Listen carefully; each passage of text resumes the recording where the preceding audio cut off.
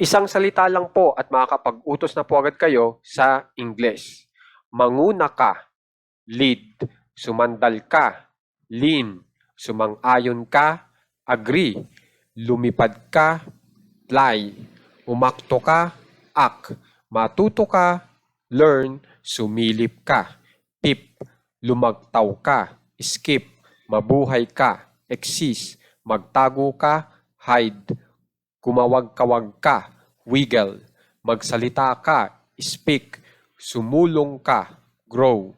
Magpakita ka, appear. Part 1 pa lang po ito. Naway sundan nyo po yung part 2 natin para marami po kayong may English gamit lamang ang isang salita. Maraming salamat po.